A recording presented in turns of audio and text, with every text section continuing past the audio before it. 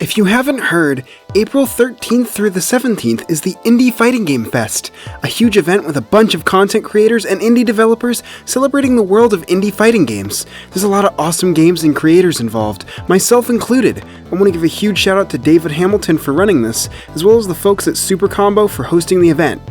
If you want to check out the rest of the folks involved, the landing page will be in the description. I'm going to do a few videos on the event, but this time I'd like to show a sample of the games you can start playing today for free. If you're looking for something new to play, there's a ton of exciting stuff you can just check out and get involved with no cost at all. Without further ado, let's get into it. Two of these games I've already covered in full videos, but I'd like to briefly cover them again to talk about what's new. Tough Love Arena is a fully functional fighting game that can be played in your browser on basically anything that can run a web browser. It has extremely simple controls and a small roster, but offers some very engaging gameplay built around strike-throw mix-ups. The game has been going through a graphical overhaul, giving the playable characters finalized sprites, showing the outfits they have on the character select screen. Garlic doesn't have his yet, but other than that, I think the cast is complete. They've also had some reworked moves across the cast, providing new utilities to them. It's also received modding support, but it is fairly bare bones, only letting you make edits of existing characters, although there's still some pretty cool stuff. Lastly, there is a Steam version that costs money, but gives you some extra character skins. The game is still 100% free, but this just helps to support the developers if you want to. Not a ton has changed, but that's okay. It's always been a pretty simple game. Of course, I'll take any excuse to talk about one of my favorite indie titles again, Duels of Fortune. The game is a one-on-one 2D fighter with a huge focus on OTG setups and a pretty great roster. The game has received quite a few updates, adding a ton of free content. In addition to some gameplay changes like a complete controller rework, the game got a bunch of new costumes for Halloween and Christmas, along with some new event matches. This includes a few new bosses, which are absolutely brutal as always. Not only that, but two brand new characters have been added to the roster. Baron Brightstar is a more traditional hard-hitting grappler, focused around huge normals and insane damage. With good timing, it's possible to combo into grabs, but that's a bit easier said than done. Baron is also the first character with a command input, with his SPD mapped to half circle back and special. His supers give him great options to check opponents trying to escape, with a brutal anti-air grab and a super armor install.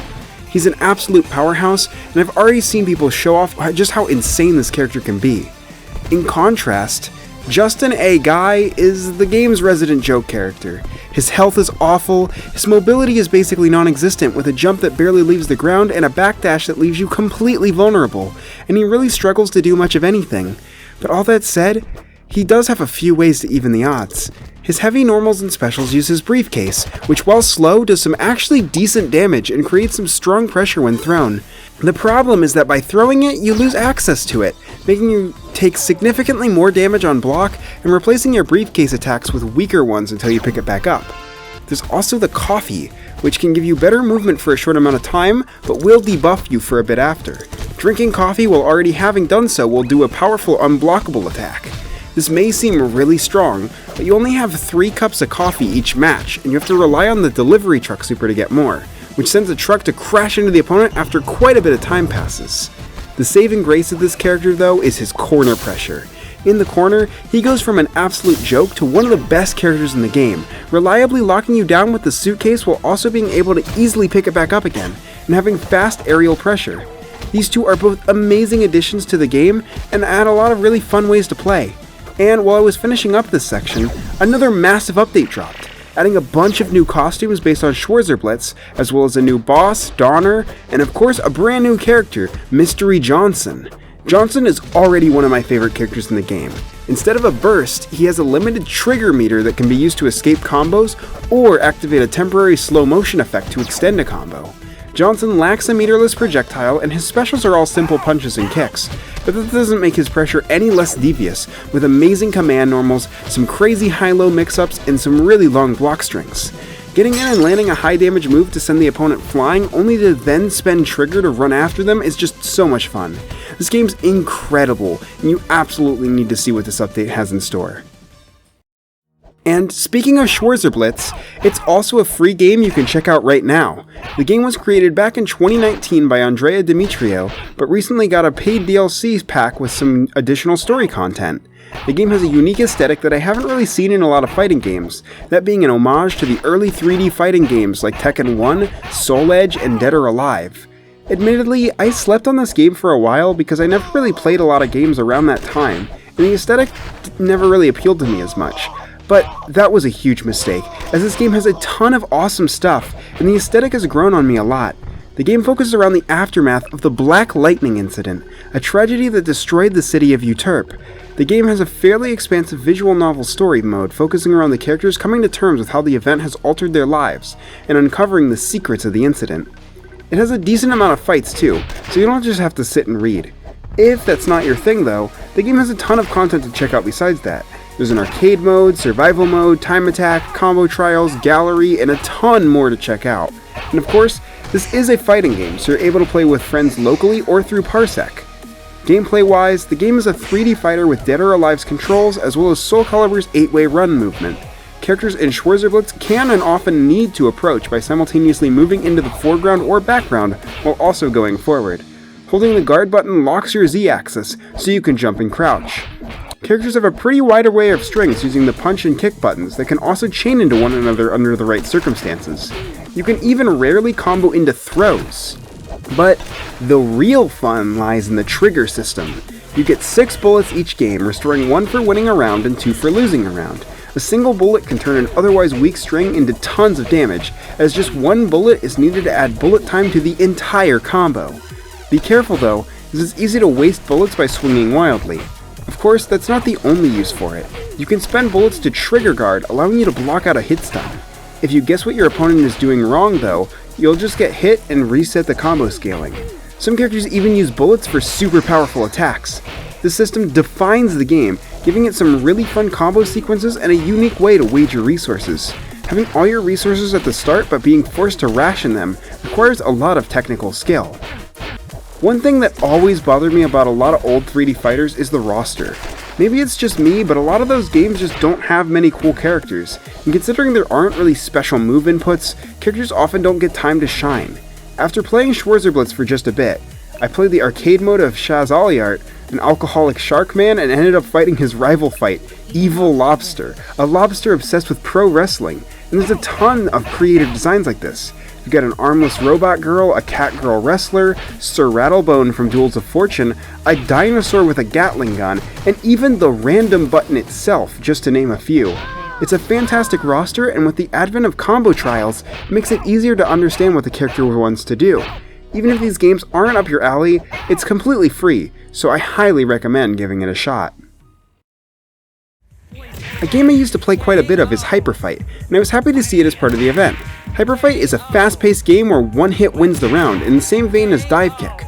Unlike that game, however, the way that characters attack vary wildly. Some characters have melee attacks, some throw projectiles, and some just have extremely strange moves. What sets Hyperfight apart from other one-touch games is its use of meter. You might be wondering where the meter is, and it's in a place you may not expect. See it yet? It's right here. You use your wins as your meter. You keep the wins if you win the round, but losing causes you to lose your accumulated wins. These tools are super powerful, but it's easy for the game to become a power struggle between both players, losing all their wins and going back to square one. That's why most characters can perform a super KO by landing their super, which costs 2 wins and immediately ends the round. Getting the super KO is essential to cleaning up games. You can't block in Hyperfight, which means using your movement alongside an invincible dodge system is crucial to stay alive. Character choice means a lot in Hyperfight, with every character sharing almost nothing in common. Shoto Goto attacks from a distance with long-range fireballs and anti-air uppercuts. You can spend meter for a parry or insta-kill fireball. Dark Goto does play very similarly, but has angled fireballs and a parry that kills or reflects. Yo-Yona attacks by swinging her yo-yo, but can also use it as a set play tool, letting her dash to it or detonate it using meter. Her insta-kill is a giant yo-yo swing. Dr. Karo's attacks are slow, but he has great movement with fast-traveling kicks and longer dodges than other characters. His main gimmick is throwing bouncing projectiles, which he can then kick around or absorb. Don McRawn is a unique character in that he doesn't have an instant kill. Instead, his super stops time, guaranteeing a free point. This takes a while, so he has to condition the opponent with his incredible zoning and burst options to get it. Vince Volt has fairly standard sword attacks, with the added trick of being able to teleport during their startup or alter their movement in some way to mix opponents up. He can spend meter to enhance these attacks or throw projectiles to pressure the opponent further. Reaper Angel gains souls that can be used to cancel attacks, can teleport with portal setups, and has one of the best supers in the game, although you need max souls to do it. Lastly, Slime Bros are a puppet character that can be split apart. When split, the blue slime functions as a zoner with a strong projectile, while the pink one is a melee character. If blue dies, you need to spend meter to bring him back, and pink dying gives the opponent a point. Their super causes the two of them to slam back together, which is tricky to use but rewarding. And that's really the game, but it's still a lot of fun. The fast-paced chaos of it all is worth checking out, and the game even has online.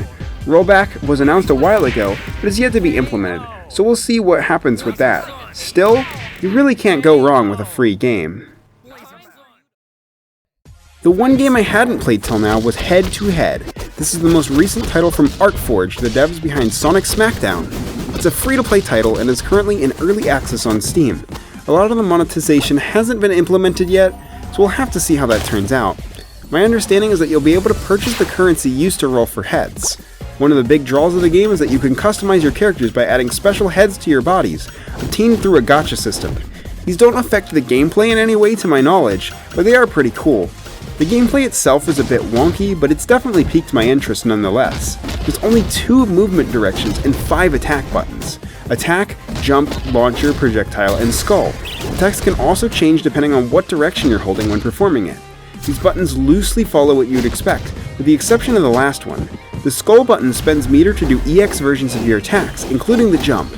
You can also spend 2 gold skulls for a super move. This may seem simplistic, and it kind of is, but what really threw me off was the movement. There's no walking in head-to-head, only dashing. You can dash forward and back, and even some characters like Wrecking Ball can air dash. Also, it doesn't seem like you can block, at least not in the traditional sense. Instead, you have to rely on a third strike style parry to turn the tides, or just traditional footsies. The game has a small but interesting roster with the Shoto Skull Kiddo, the physical zoner Scarlet, the grappler B Swole, and Wrecking Ball, who seems heavily inspired by ArcForge's favorite Metal Sonic. In its current state, there's not a ton more to talk about. The developers have put focus on the game's roguelike survival mode, but honestly I think it's just alright. It's fun, sure, but it's hard to really argue it has a ton of replay value without buffs that significantly change how you interact with the game. Most of it is just damage or defense buffs at this time. Still, the game is incredibly interesting and it's a very unique spin on things. I'd give it a shot. It's free and worth at least a few minutes of your time. I just hope the devs can continue to expand on the idea in the future. Since I talked about the first 2 before, I wanted to leave this part off with a little bit extra. This one's here on technicality, as it is only a demo, but the game is free and fully released on mobile at least. Vita Fighters is one of, if not the best attempt I've seen to bring fighting games to mobile platforms.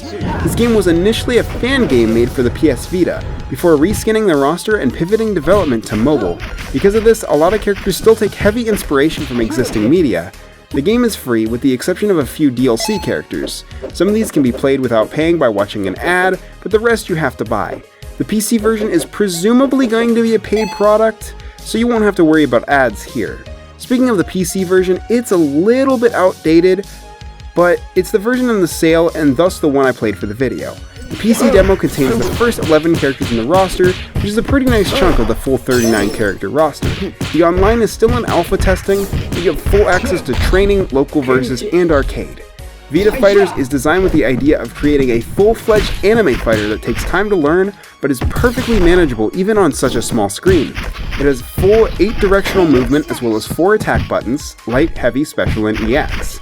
Light attacks are fast and can be pressed again for a medium attack similar to Marvel 2. Usually a standing heavy will push the opponent away, and a crouching heavy will launch. Specials vary heavily for each character and can be done with neutral, forward, back, down, or jumping inputs.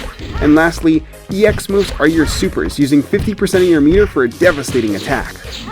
Movement is also pretty strong, with most characters having ground and air dashes. This may seem like a lot for a phone game, and it's a little clunky at first, but you can double tap up forward or up back to air dash near instantly, which works incredibly well. Also, characters can always rely on their magic series to perform simple combos, canceling light into heavy into special and then using a super.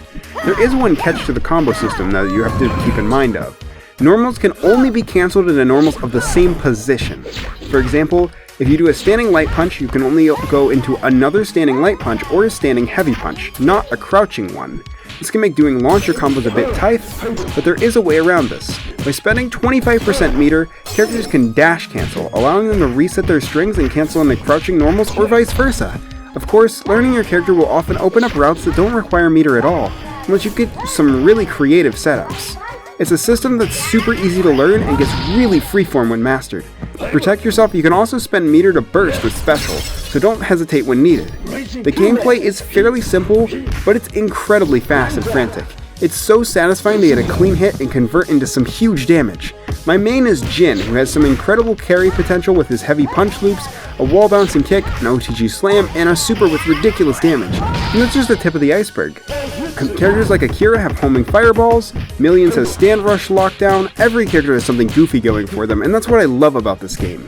The arcade mode is actually pretty nice too, with 3 end bosses in a row that are all pretty dangerous. I can't recommend this game enough. It's a blast to play around with, and if you like anime fighters, it's a must play.